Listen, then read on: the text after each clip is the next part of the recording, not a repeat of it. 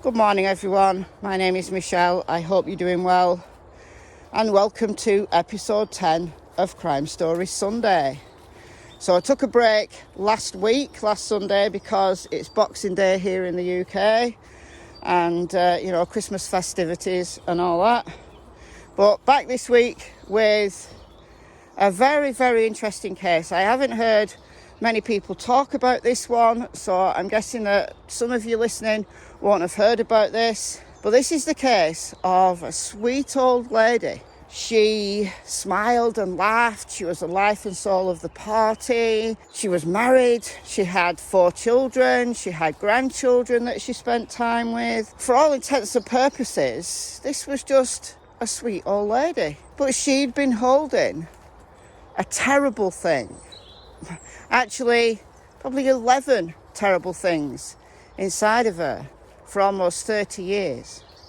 Because when she was arrested in 1954, she confessed to killing 11 people, the majority of whom were either her husband or her blood relatives. So this sweet old lady was a serial killer. People suspected, but it took 27 years for her to face justice. This is a lot, so let's get into it. Nannie Doss was born Nancy Hazel on November the 4th, 1905, to a family of farmers in Blue Mountain, Alabama. Her mother, Louisa, and her father, James Hazel, had 5 children. She had 1 brother and 3 sisters. Nannie, her siblings, and her mother hated James. Like so many of these serial killer stories, not all by any means, but many of them, they'd had a violent childhood. And it was James who was violent. He used to beat Louisa, he was controlling, and he'd force his children to work on the farm instead of going to school.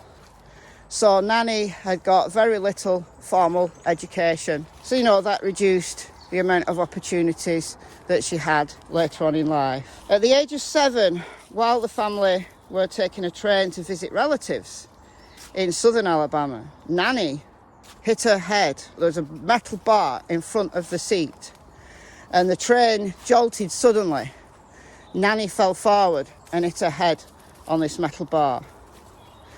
And for years and years, for the rest of her life, in fact, this brain injury, this injury did something to her brain, and she suffered from severe headaches, blackouts. And when she was finally arrested in 1954, she blamed this injury that she'd had at the age of 7 on what she went on to become. We do know that brain injuries to the frontal lobe can change people's personality, either temporarily or in, the worst case scenarios, permanently. So maybe there's something in this. She thought back and thought, I was a different person before this injury. Or it could have simply been that growing up in a violent home made her hate people, made her resentful, made her violent. We don't know. But what we do know is by the time she was a teenager, Nannie lived in a little bit of a fantasy world. She dreamed of an idyllic future with a husband that loved her, with a little group of kids. She had a romantic streak that I think left her very disappointed with reality. Her favourite hobby as a teenager was reading her mother's romance magazines and dreaming of her own romantic future. And several of her husbands were actually found from Lonely Hearts columns. She became known by the media in her eventual arrest. One of her nicknames was the Lonely Hearts Killer. But I'm getting ahead of myself, so let's move on. Her first marriage was at the age of 16 in 1921 to somebody called Charlie Braggs. And Nannie had left school with very little in the way of formal education. But she'd got a job off the farm and in a linen factory. And that's where she met Charlie. What James wanted was the girls to be married. So he approved of Charlie, and he allowed Nannie to get married at the age of 16. They'd only been dating for 4 months. She didn't know Charlie very well at all. And from day one, Nannie wasn't happy. Charlie was the son of a single mother who insisted on continuing to live with them after the marriage. Nannie was only 16. Maybe she could have used some help, I don't know. But she didn't like the fact that her mother-in-law was interfering. I guess I can understand that. And Charlie's mother did take up a lot of attention. She wanted Charlie for herself. She didn't really like Nannie. And it limited Nannie's activities. But the marriage produced 4 daughters. Very quick succession from 1923 to 1927. She had 4 daughters. So she would have had four kids under the age of 5. So she was stressed out. She was stressed out by all these little kids. Remember, she was only, 1927. She was only very, very, very young. She'd married at 16. She was only in her early 20s. And she had 4 kids to look after. She started drinking. And that became a heavy addiction. Alcoholism followed her throughout her entire life. Both partners, Charlie and Nannie, were unfaithful. Nannie used to go out drinking and dancing. She didn't like the mother-in-law for trying to stop her. But Charlie was doing the same thing as well, and he'd often disappear for days on end. So interestingly, one day in 1927, 2 of their daughters, the middle 2 daughters, died very suddenly. The medical staff put it down to food poisoning, but it was suspected by Charlie that Nannie had done something to these 2 girls. And he left. He left with his firstborn daughter, Malvina. However, though, he left the newborn. There was a newborn called Florine. The year later, 1928, Charlie brought Malvina back home. He took up with another woman, and he didn't want to be saddled with Malvina.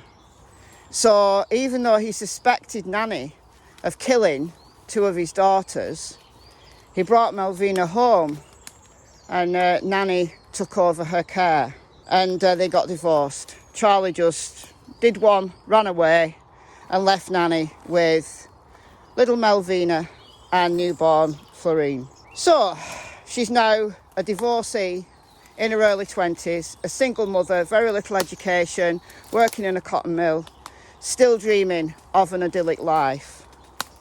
But Charlie Braggs was the one husband that got away. The others weren't so lucky. Just a year after her divorce in 1929, she married her second husband, who was called Robert Franklin Harrelson. And the 2 met through a Lonely Hearts column in a romance magazine.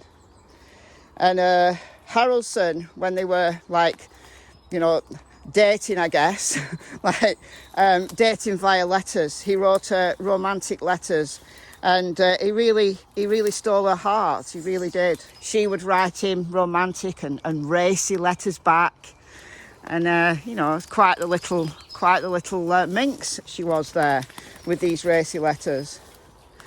They eventually met in real life, and they married, and they moved to Jacksonville in Florida with Malvina and Florine. This husband, Robert, he was an alcoholic, and unfortunately, when she married him, she was caught up in this romantic kind of dream life. And it was only once she was married and living with Robert that she realised that his alcoholism was a real problem.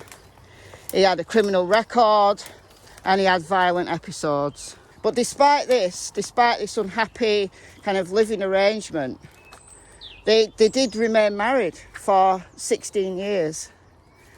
Robert brought up Malvina and Florine as his own, so those 2 girls both reached adulthood and got married themselves. Now, I couldn't find very much information out about Florine, but I did find some information about Malvina. Because poor Malvina, she gave birth to her first child in 1943. This was a little baby called Robert.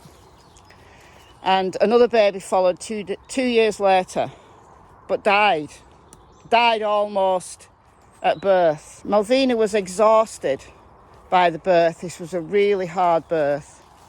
She was exhausted, she was spaced out, she was groggy from the rudimentary drugs that people were given in those days to help with the pain of labour. And Malvina, in this kind of drugged out haze, thought she saw her mother stab this new little baby with a hat pin. Used to have these big long pins that kind of held hats on. And she didn't know whether that was true or not. She didn't know whether she was dreaming a horrible dream or whether that was true. But when she asked her husband where was her baby, this little baby had died. According to the husband, Nannie had been seen holding a hat pin. Doctors couldn't give an explanation about why this little baby died. So it was long suspected in the family that Nannie had something to do with this little baby's death. Malvina and her husband drifted apart after this baby died, and Malvina started dating a soldier. Nannie disapproved of him. She really didn't like this guy. And Malvina and Nannie would fight. She didn't want Malvina in this relationship with this soldier. But Malvina was headstrong and she just carried on dating anyway. And Nannie was heavily involved in her little grandson's upbringing. Remember little Robert, who'd been born in 1943. Well, unfortunately, after a fight that Nannie had had with Malvina, Malvina left. Not for good, she just kind of left after this fight. And poor little Robert died in Nannie's care. And it was found that Robert, little baby Robert, little toddler Robert, had died of asphyxiation. But Nannie was never charged. It was just considered, maybe something had, fallen over his head or something when he was sleeping. I don't know exactly what story Nannie gave to take the heat off her, but it obviously worked. And interestingly, shortly after little Robert's death, Nannie collected $500 from a life insurance policy that she'd taken out on little Robert's life. Harrelson, the husband that she'd had for 16 years, was next on her murder list. Following a night of drunken revelry at the end of World War II in 1945.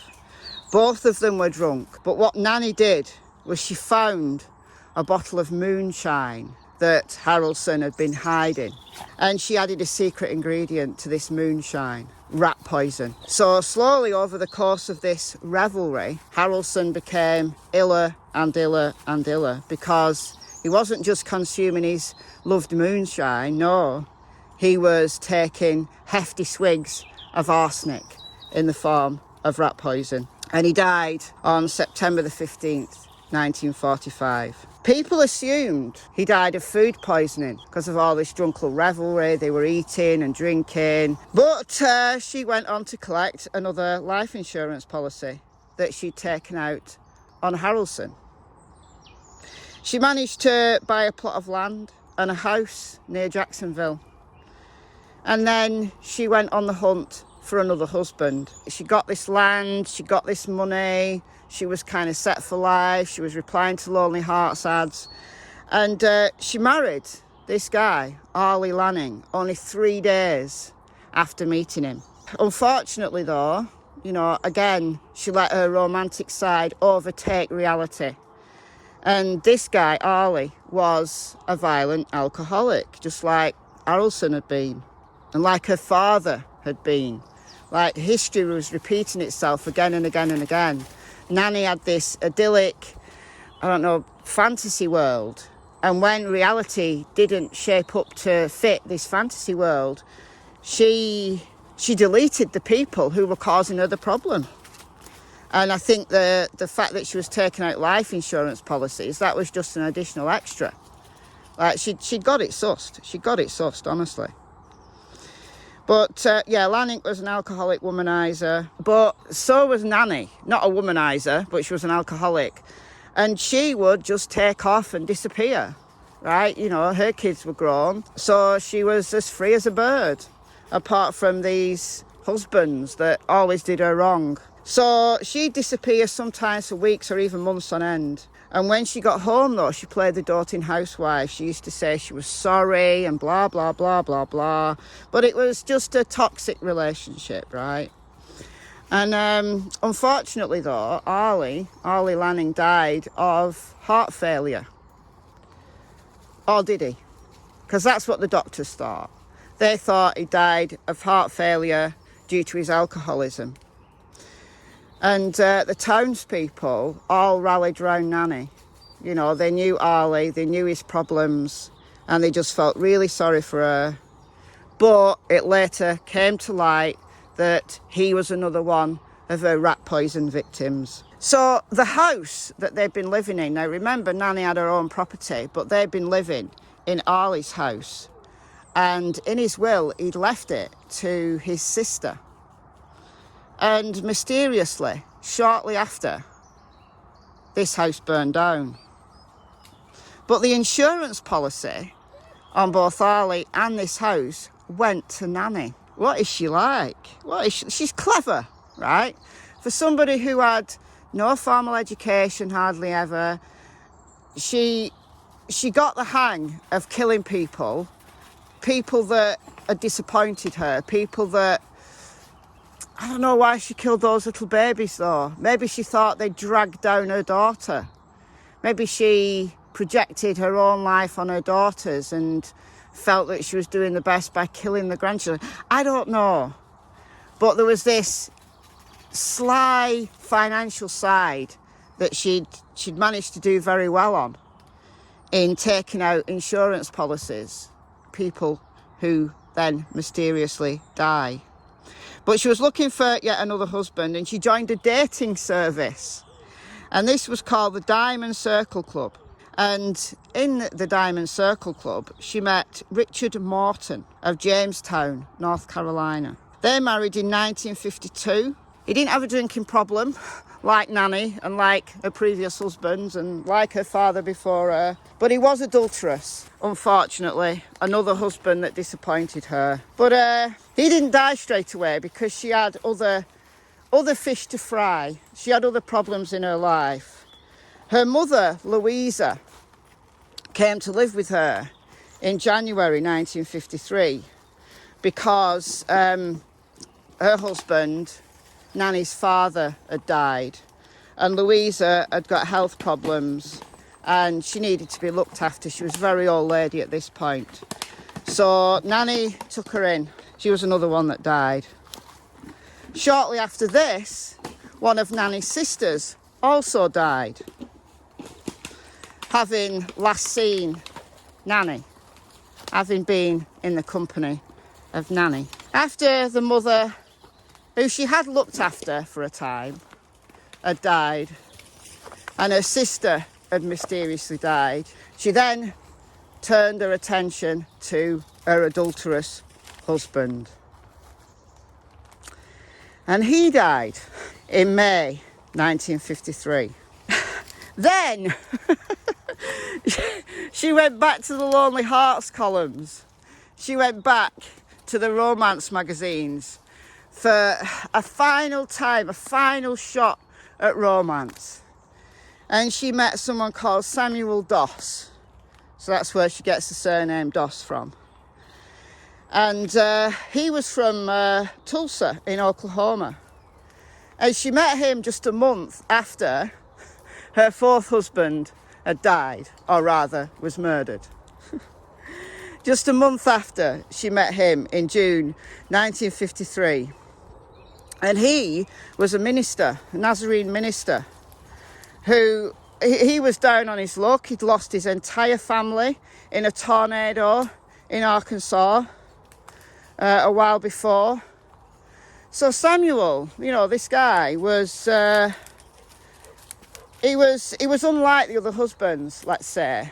right? He wasn't a drinker, he wasn't a womanizer, and he actually disapproved of these romance novels and these romance magazines that Nannie read. He disapproved of her flirtatious and light-hearted lifestyle that she had. He just disapproved of it. So, shortly after the marriage, Samuel was admitted to hospital with a strange flu-like illness. He just wasn't well at all. So the hospital diagnosed a strange intestinal complaint, a digestive system infection.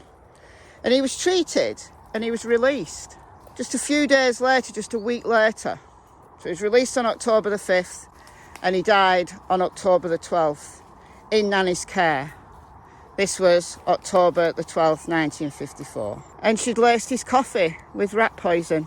The strange digestive complaint he had was due to a prune cake that she'd baked for him being laced with arsenic. But this is where Nannie Doss made a mistake, because she allowed this husband, Samuel, to have an autopsy. And she'd not done that before. But because he'd recently been in hospital and, you know, he was better, he got better, and he'd been released, the medical staff, the doctor that was caring for him, took notice of the strange symptoms and thought that it could be a sign of poisoning. And this medic was right. So he was persuasive, was this doctor, and Samuel was autopsied. So it revealed a huge amount of arsenic in his system. Like, literally, he was riddled with arsenic. And this medic raised the alarm and Nannie was promptly arrested. She'd been murdering people for 27 years. But once she was arrested, she was giggly, she was flirtatious. Law enforcement didn't know what to make of her because she just made this complete confession of all these people she'd killed over the years. And I don't know whether it was, you know, finally she was able to release all of these secrets that she'd held, or whether she just genuinely didn't care. Right? But anyway, this is what she confessed to. 4 of her husbands, there was only the first one, Charlie Braggs, that got away. Her sister, her mother, remember they died the year before. Her grandson, Robert, who died of asphyxiation. And her mother-in-law from one of her previous marriages. She didn't confess to the baby. Remember the baby granddaughter? The hat pin thing. She didn't confess to that. I don't think she did anyway. She confessed to Robert's death, but not this baby granddaughter. I think we can safely say that actually she killed that baby as well. She blamed all of this on her brain injury. She said, look, you know, at the age of 7, I had this accident, blah, blah, blah, and I've never been the same since. Maybe that's true. Maybe that had something to do with it. Or maybe just reality did not fit her fantasy. There was something very strange about her psyche. And I can't quite put my finger on what it was. I think it's probably a combination of things. I think probably the brain injury played its part. Her childhood played its part.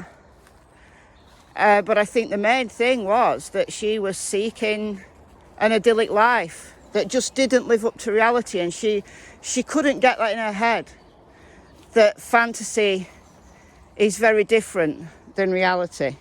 And she was unfortunate in some of the husbands that, you know, had abused her, but she abused them back. You know, she was an alcoholic as well. She was a philanderer as well, you know. But the media loved her, just like it is today. You know, murder cases do get a lot of attention, and this one absolutely did, right? She was in jail for the murder of Samuel Doss, but she'd made this big confession, and she was granting interviews. She'd grant interviews to any reporters who wanted to listen to her. You know, on the newspaper headlines, the Giggling Granny, the Lonely Hearts Killer. And she loved the celebrity. And she'd want to tell this story, and she'd tell these tales of how she murdered people, either by giving them rat poisoning or by smothering them. So she became a bit of a national sensation. She got her 15 minutes of fame. Whilst she was lying in jail, though, granting these interviews, being a little bit of a minor celebrity, they exhumed some of the bodies that had died years before. 8 of her victims were exhumed, and autopsies were done on these remains, and they found arsenic. They found arsenic in the remains of her other 3 husbands and her mother. The rest, they suspected, had been smothered. She knew how to kill to make it look like they were ill, and it was just this one medic who actually did their job properly, who blew the whistle on it all. She was just buying rat poison that was readily available, and she was putting it in food. She was being the doting housewife, baking cakes, and you know, just pandering to these men all the time. She was poisoning them. She quipped to the media. You know, the media were clamouring for headlines, selling newspapers. And she said, look, the motive for killing all these people wasn't money. Yes, I got some money from it, but my motive wasn't money. She said, I was just searching for the perfect mate, a real romance in life. I don't know what you make of it. The state charged her with murder of Samuel Doss. And it's for that murder that she spent the rest of her life in prison. She confessed. They only charged her with that one murder. Everybody else was in a different state. She wasn't charged for those, but it was life imprisonment with no possibility of parole. And she pled guilty on May 17th, 1955, and she was sentenced to life in prison. The state didn't pursue the death penalty because she was a woman. Interesting. But she died only a few short years later. She died from leukemia in a hospital ward of Oklahoma State Penitentiary in 1965. That, my friends, is the story of Nannie Doss, Nancy Hazel, Nancy Braggs, and all the other names that she'd had. She was just looking for the perfect mate. Her real life did not live up to the fantasy that she'd craved all her life. She'd fantasised as a teenager about leaving home, you know, having this doting husband, getting away from her controlling father, and life didn't work out like that. Real life was too much for Nannie. I don't know whether it was a brain injury. I don't know whether there was something else. Clearly, there was something else. I don't know. You tell me, guys. This is a really interesting one. Really strange one. The fact that she held all of this in for so many years, but yet loved to tell people about it. She loved to have that attention. She wanted people, I think she just wanted people to love her. And when the media showed interest, you know, she took that positively. I don't know.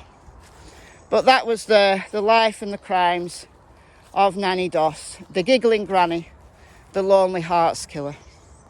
So let me know what you think in the comments below. I've been Michelle. I hope you're well. I'll be back next week with another story from the crime files. Episode 11 of Crime Story Sunday. Same time next week. And we've got sheep. Let's take a look at the sheep. They're very close. Cassie could run over to them. Right, I'm going to go just in case Cassie decides to do a runner. Whoa! Cassie, this way. Come on, this way. Cassie, come on. Whoa. Bye from her, bye from her, bye from me. Bye-bye.